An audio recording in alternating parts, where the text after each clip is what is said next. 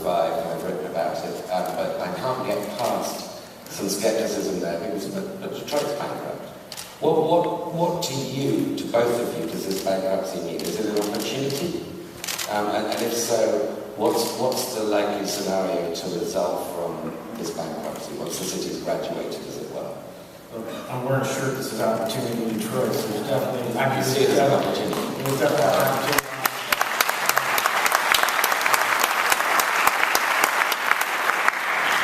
I think Kevin Moore, the financial manager here, put it really, really correctly a few weeks back when he said, we're already, this was before the bankruptcy, when they were talking about whether they were going to file or not, we're already bankrupt.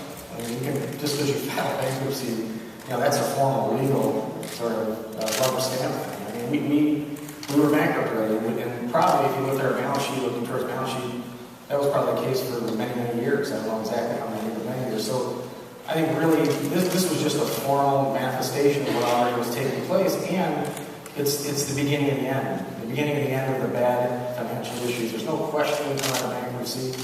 I'm not going to sit up here and say it's not going to be painful for many people, but it will be, but it will absolutely give Detroit the new start that it needs. We're just removed the complete overhang and all the kinds of financial weight that is frozen the city to a degree. I mean, I think it'll do what it did for General Motors and Chrysler. Nobody talks about the bankruptcies of the automobile companies anymore, and they're thriving right now. So I see Detroit in the same light. I've always thought that Scott Fitzgerald quote, "There are no second acts in American life," is the most inaccurate.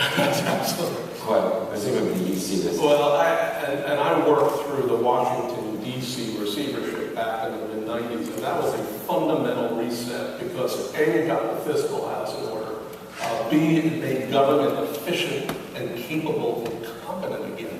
Dan's thought about why we were not able to access federal resources.